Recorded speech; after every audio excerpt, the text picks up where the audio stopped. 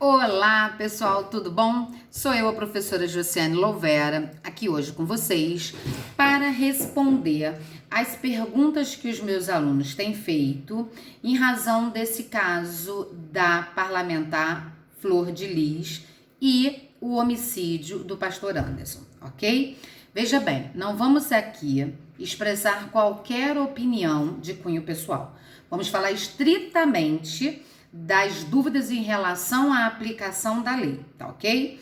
Veja bem, temos aí uma parlamentar, uma deputada federal acusada de homicídio. No que tange aí as reportagens, acusada de ser mandante do homicídio do seu esposo, ok? Veja bem, estamos diante de um crime que já aconteceu. E um ano depois de investigação, em que a deputada figurava tão somente como testemunha, chegou-se à conclusão que ela também é autora dessa infração. Ela não é apenas testemunha, ela é autora na condição de mandante. Chegou-se a essa conclusão. E aí a pergunta que todos fazem é: por que todos foram presos e ela ficou solta? Por um motivo muito simples.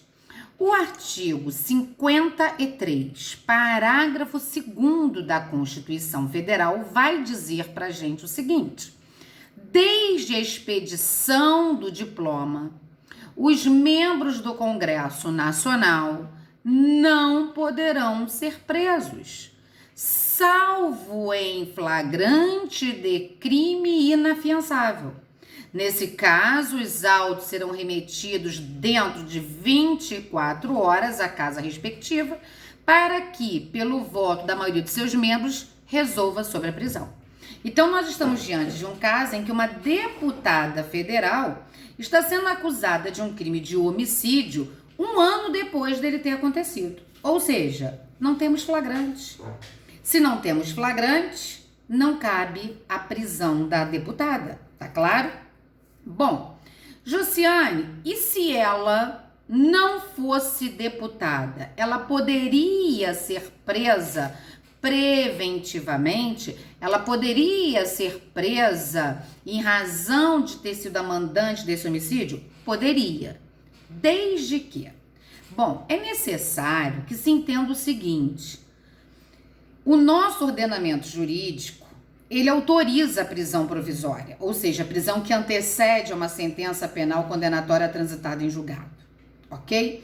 Mas para que essa prisão seja possível, é necessário que os requisitos dela estejam presentes. E aí, as pessoas comuns do povo costumam falar assim: mas como assim? Mata e os requisitos não estão presentes? Para ser sincera a vocês, eu hoje ouvi isso do meu próprio pai. Ele me ligou quando ele estava assistindo uma reportagem na TV e disse: minha filha, por que essa mulher não pode ser presa? E aí eu tive que explicar isso para ele. Mas ele entendeu? Não gostou nada do que ele ouviu que eu expliquei. E assim acontece com a maioria na sociedade que não detém o conhecimento jurídico. Inclusive com aqueles que detêm, porque eles não aceitam.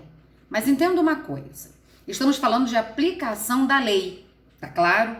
E o Código de Processo Penal, ele vai dizer: em qualquer fase da investigação ou da instrução, será possível a decretação da prisão preventiva mediante ordem judicial, desde que haja requerimento do MP, do querelante, do assistente ou por representação da autoridade policial, é o que dispõe o artigo 311 do CPP.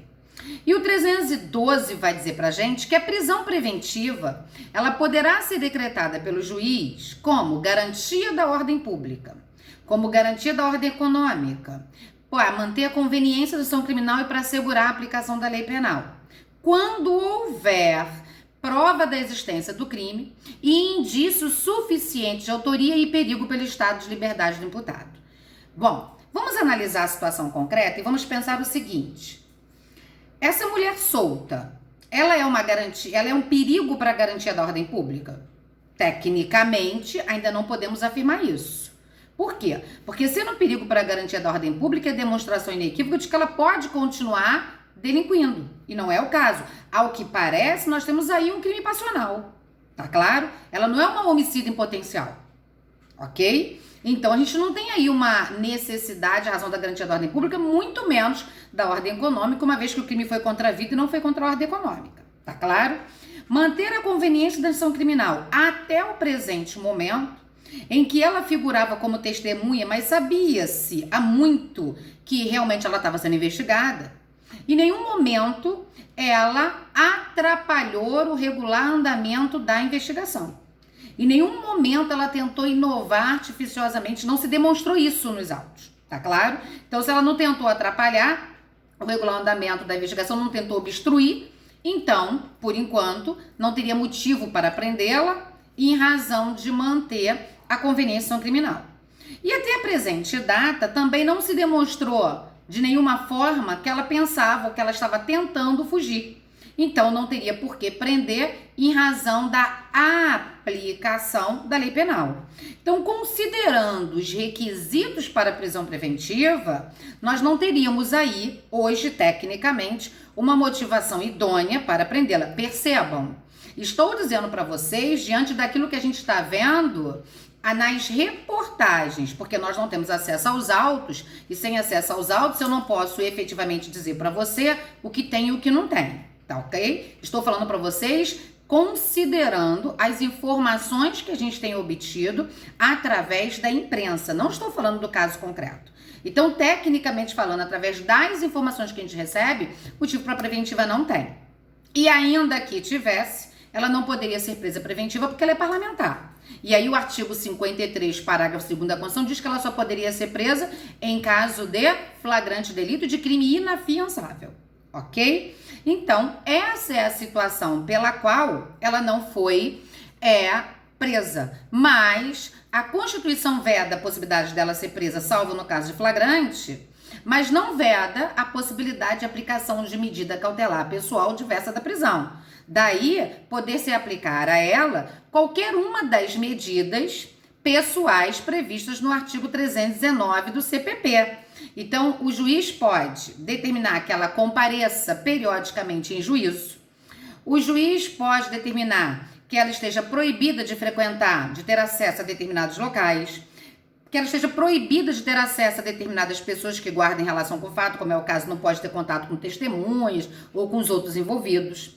Que ela esteja proibida de sair da comarca, e ela já está, ela não pode sair da comarca, não pode mudar de domicílio sem antes comunicar, que ela tenha recolhimento domiciliar no período noturno e nos dias de folga, que exista a suspensão do exercício da sua função.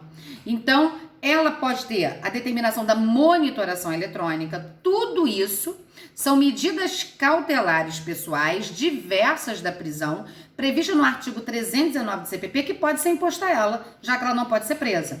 Até porque o próprio artigo 282, parágrafo 6º do CPP, ele vai dizer pra gente que o juiz só determinará a prisão preventiva quando não for o caso de se aplicar outra medida cautelar pessoal diversa da prisão. Ou seja, a prisão preventiva, ela é a última ratio, ela é a última hipótese. Quando não couber outra medida cautelar pessoal diversa da prisão, aí então se decreta a prisão preventiva, ok? E aí, alguns alunos vieram e me falaram o seguinte: Josiane, a gente está vendo aí em algumas reportagens, em alguns comentários, que os promotores e o delegado de polícia falou que essa família foi uma verdadeira organização criminosa. Olha só, se tivesse verificado que estavam diante de uma organização criminosa, ela poderia ter sido presa. Vou te dizer por quê. Porque a organização criminosa é crime permanente. Então estaria em flagrante de um crime permanente, mas não é o caso. A gente verifica aí, diante disso que está sendo divulgado, que foi um crime orquestrado entre diversas pessoas. Mas não estamos ali diante de uma organização criminosa, conforme tipifica o artigo 1º da Lei 2.850. Estamos diante de um crime de homicídio, que é um crime monossubjetivo ou unissubjetivo, é um crime comum que pode ser praticado por qualquer pessoa e que o legislador não exige nenhuma condição especial de seu sujeito ativo. Portanto, é crime comum, unissubjetivo, que admite o concurso eventual de pessoas.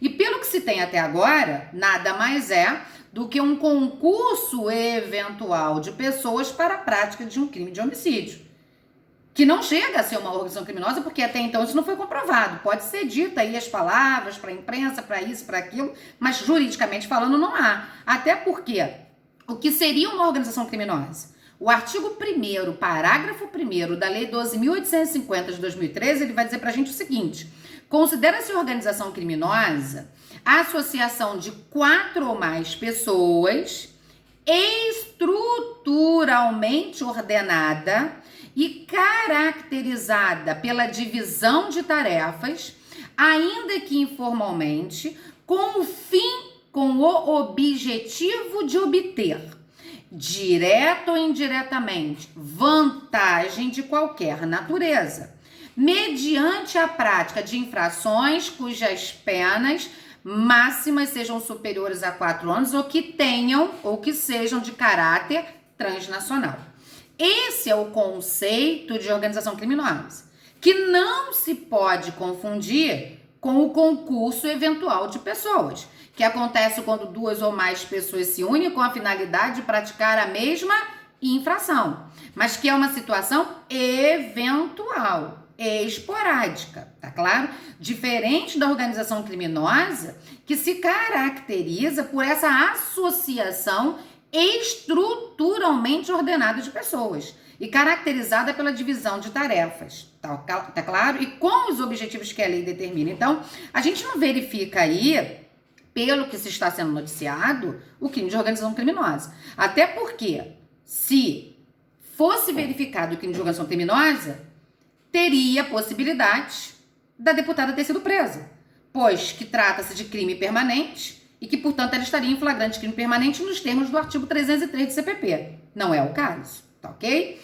Então, está correta a informação de que, pelo crime de homicídio praticado há mais de 1 ano contra o pastor Anderson, ela não pode ser presa preventiva nem temporária? Por que não? Porque o artigo 53, parágrafo 2º da Constituição, autoriza a prisão em flagrante de parlamentar por crime inafiançável. E ela não foi encontrada em flagrante delito. Há agora fundadas razões para suspeitar de que ela foi a mandante do crime, mas ela não foi encontrada em situação de flagrante delito. Por esse motivo, não foi decretada a sua prisão. E pelo que se tem como requisito de prisão preventiva, não seria também, tecnicamente, o caso dela ser presa preventivamente agora, uma vez que eu expliquei para vocês quais são os requisitos da preventiva. E aí, você que é meu aluno, ou mesmo que não seja, mas tem um conhecimento jurídico, vai conseguir entender isso. Agora, aquela pessoa que é qualquer do povo e que não tem o conhecimento jurídico, fica difícil entender isso, porque ela começa a pensar o seguinte: peraí, mata e não tem motivo para ser presa? Tem sim, matou. Calma, não é bem assim. Veja bem, o fato de não ter cabimento da prisão preventiva agora não significa que a pessoa não vai ser processada, não vai receber uma pena e depois não vai ser presa para cumprir essa pena. O que a gente está dizendo é que provisoriamente, efetivamente, não tem motivo para a prisão. E no caso dela, não é possível porque existe um óbice constitucional, ok? Bom, outra pergunta que me fizeram. Se ela é parlamentar, é deputada federal, ela goza de foro com prerrogativa de função. E se ela goza de foro com prerrogativa de função, por que a Polícia Civil está investigando e o Ministério Público Estadual, aqui da 3ª Vara Criminal da Comarca de Niterói, é que vai denunciá-la?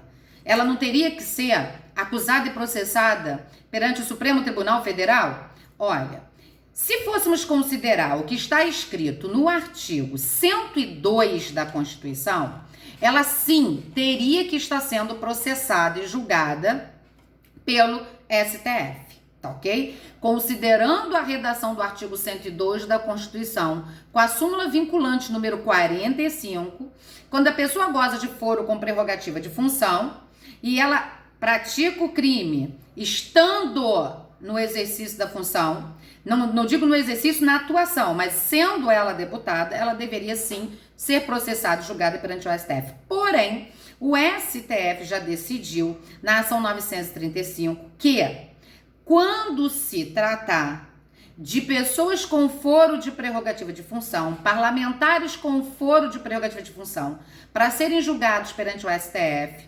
somente o serão quando praticarem crime no exercício da função ou em razão dela. E o crime tem que guardar relação com a atividade funcional do agente. Então, o que o STF entendeu, já havia entendido e entendeu nesse caso, é que se, porventura, a parlamentar tiver efetivamente participado desse homicídio, não foi no exercício da função, não foi em razão e não guarda relação com a função. Tá claro? Por esse motivo, não teria ela a prerrogativa, é uma decisão do STF, nesse sentido. Por isso é que ela está sendo investigada pela Polícia Civil, né? Pela DH, e ela está sendo acusada pelo Ministério Público Estadual, promotor de justiça da terceira vara criminal da comarca de Niterói, aqui no estado do Rio de Janeiro, ok? Então, explicada as questões a respeito da competência e as questões a respeito da prisão, espero que vocês tenham entendido. Se mesmo depois de tudo tiverem qualquer dúvida, não hesite, manda sua perguntinha que a gente responde, ok? Beijo grande para vocês, até a próxima oportunidade.